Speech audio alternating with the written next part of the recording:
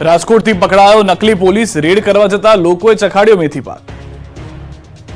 Bike પર ફરતા મહાશય છે નકલી પોલીસ। યુવાનને પોલીસ બનવાનો એવો શોખ જાગ્યો કે નકલી પોલીસ બનીને દારૂના અડ્ડા પર રેડ કરવા પહોંચી ગયો, પરંતુ લેવાના દેવા પડી ગયા। નકલી પોલીસ બનીને બુટલેગરના ઘરે દરોડા પાડવા ગયો। બુટલેગરના ઘરે ડી સ્ટાફમાંથી આવ્યો હોવાની ડંફાસ મારી। સામેવાળા લોકો નકલી પોલીસ હોવાનું સમજી જતા લોકોએ નકલી પોલીસ બની બેઠેલા યુવાનને મેથી પાક ચખાડ્યો। બાદમાં સીધો દોડ થઈ ગયો અને યુવકે નકલી પોલીસ બન્યાની કબૂલાત કરી। વડોદરામાં રોડની કામગીરીને લઈને ખેડૂતો રોડ પર ઉતર્યા। વડોદરાના પાદરા જંબુસર હાઈવે પર 4 લેનની કામગીરી ચાલી રહી છે, પરંતુ ખેડૂતોને જમીનનું વળતર મળ્યું નથી, જેને લઈને પાદરાથી ઢવાસા રોડ પર 70થી વધુ ખેડૂતો ઉતર્યા હતા। મોટી સંખ્યામાં ખેડૂતોએ રોડ પર ઉતરીને વિરોધ પ્રદર્શન કર્યું હતું। રોડ પર ઉતરી ખેડૂતોએ હલ્લાબોલ કર્યો। 4 લેનની કામગીરી ખેડૂતોએ અટકાવતા અધિકારીઓ અને પોલીસ દોડતી થઈ ગઈ। પાદરા જંબુસર હાઈવે 4 લેન કામગીરી દરમિયાન વિરોધ કરતા રોડ પર ટ્રાફિક જામ થઈ ગયો। ખેડૂતોનો આક્ષેપ છે કે નોટિસ કે જમીનનું કોઈ પણ વળતર આપ્યું નથી। ખેડૂતોએ વળતર અંગે વારંવાર રજૂઆત કરી છતાં કોઈ કામગીરી થઈ નથી, જેથી R&Bના અધિકારીઓ અને ખેડૂતો વચ્ચે વિવાદ થયો છે। મામલો વધુ ભીચકતા પોલીસ ઘટના સ્થળે પહોંચી ગઈ હતી। સુરતમાં મા કામલ સંસ્થા સામે વિદ્યાર્થીઓનું વિરોધ પ્રદર્શન। સુરતમાં નર્સિંગનો અભ્યાસ કરાવતી મા કામલ સંસ્થાનો વિવાદ દિવસે ને દિવસે વધી રહ્યો છે। આદિવાસી સહિતના વિદ્યાર્થીઓમાં રોષ ફેલાયો છે, ત્યારે સંસ્થાને લઈને વિદ્યાર્થીઓએ વિરોધ પ્રદર્શન કર્યું। કામલ સંસ્થામાં અભ્યાસ કરતા વિદ્યાર્થીઓએ એકત્ર થઈને હલ્લાબોલ કર્યો। મોટી સંખ્યામાં વિદ્યાર્થીઓ ભેગા થઈને સુરત પોલીસ કમિશનર કચેરી ખાતે પહોંચ્યા। સુરત પોલીસ કમિશનર કચેરી ખાતે પહોંચીને કલેક્ટરને રજૂઆત કરી।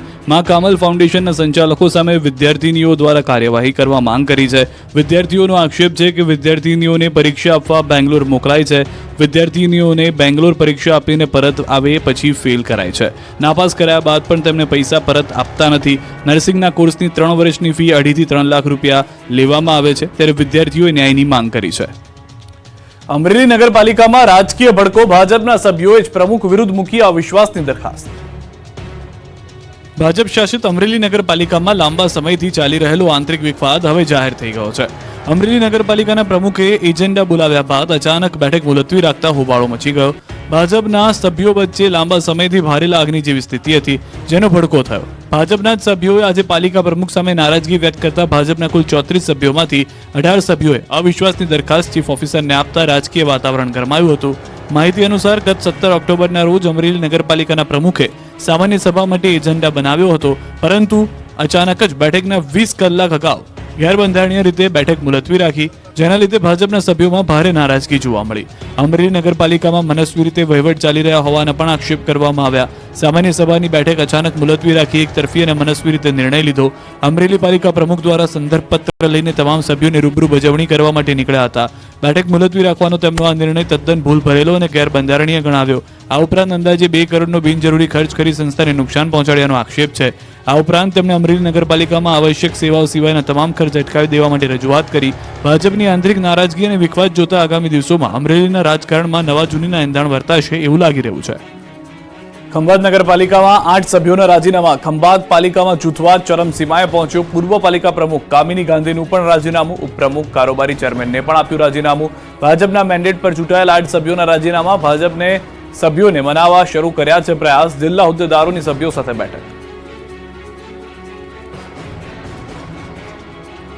હોર્ન મારતા સુરતમાં BRTS બસના ડ્રાઈવરો વાખડી પડ્યા। સુરતમાં BRTS બસના ડ્રાઈવરો જાહેરમાં ઝઘડી પડ્યા હતા। સુરતના વરાછા વિસ્તારમાં બસના ચાલકો વચ્ચે બસ ચલાવવા બાબતે માથાકૂટ થઈ। આગળ ચલાવતો BRTS બસ ડ્રાઈવર ધીમે ધીમે ચલાવતા પાછળ આવતા બસ ચાલકનો પિત્તો ગયો। પાછળથી આવતા BRTS બસ ડ્રાઈવરે સતત હોર્ન મારીને આગળ જતા બસના ચાલકને પરેશાન કર્યો હતો, જેને લઈને બંને વચ્ચે બોલાચાલી મારામારીમાં પરિવર્તિત થઈ ગઈ હતી। વરાછા ખાતે સુરત સુપર સ્ટોરની સામે જ રસ્તા વચ્ચે બસ ઊભી રાખી બબાલ કરી હતી। બસ ઊભી રાખીને બંને ડ્રાઈવરો મારામારી કરવા લાગ્યા। એક બસના ડ્રાઈવરે અન્ય બસના ડ્રાઈવરને પહેલા 2 તમાચા માર્યા, તો બીજો બસ ડ્રાઈવર બસમાંથી લોખંડના પાઇપનો ફટકો કાઢી પાછળ મારવા દોડ્યો। રોડ પર ઝઘડાના કારણે લોકો ડરી ગયા હતા, મુસાફરો પરેશાન થયા હતા। જેતપુરમાં કપાસનું વાવેતર કરતા ખેડૂતોની હાલત એક સાંધે ત્યાં તેર તૂટે જેવી। કપાસનું વાવેતર કરનાર ખેડૂતોને રાતા પાણીએ રોવાનો વારો આવ્યો છે। જેતપુર પંથકમાં કપાસના યોગ્ય ભાવ ન મળતા જગતનો તાત નિરાશ થયો છે। ધોરાજી માર્કેટિંગ યાર્ડમાં કપાસ લઈને આવેલા ખેડૂતોને પોષણક્ષમ ભાવ ન મળતા નિરાશ દેખાયા। યાર્ડમાં 1 મણ કપાસના ભાવ 1200 થી 1400 રૂપિયા મળી રહ્યા છે. ખેડૂતોનું કહેવું છે કે તેમને મજૂરી વાવેતરનો ખર્ચ પણ માથે પડી રહ્યો છે. આ વખતે અતિવૃષ્ટિના કારણે પાકને નુકસાન થયું છે. ઉપરથી કપાસમાં ઈયળ અને રોગ આવતા ખૂબ જ ઓછો ઉતારો થઈ રહ્યો છે. હાલ કપાસમાં રાતળ, થીપ્સ અને ચરમી નામનો રોગ આવ્યો છે. એવામાં પૂરતા ભાવ ન મળતા ખેડૂતો ચિંતામાં મુકાયા છે. કપાસની ટેકાના ભાવે ખરીદી થાય અને 1 મણ કપાસના 2000 ભાવ મળે તેવી ખેડૂતો માંગ કરી રહ્યા છે. કોડીનારમાં મહિનાઓ બાદ ખાતર આવતા ખેડૂતોએ કરી પડાપડી. સૌરાષ્ટ્ર સહિત રાજ્યભરમાં ખાતરની તંગી છે. ખેડૂતો ખાતર માટે લાઇનમાં ઊભા રહીને થાકી ગયા છે. ધર્મના ધક્કા થાય છે, છતાં ખાતર મળતું નથી. ત્યારે કોડીનાર પંથકમાં પણ ખાતરને લઈને ખેડૂતો કંટાળી ગયા છે. ત્યારે લાંબા સમય બાદ કોડીનારમાં DAP ખાતરનો ટ્રક આવતા સવારથી જ લાઇનમાં ઉભેલા ખેડૂતોએ ખાતર માટે રીતસરની પડાપડી કરી. 1 મહિના બાદ કોડીનારના ખાતર ડેપોમાં ખાતર આવ્યું હતું, જેને લઈને ખેડૂતોમાં ખુશી વ્યાપી હતી.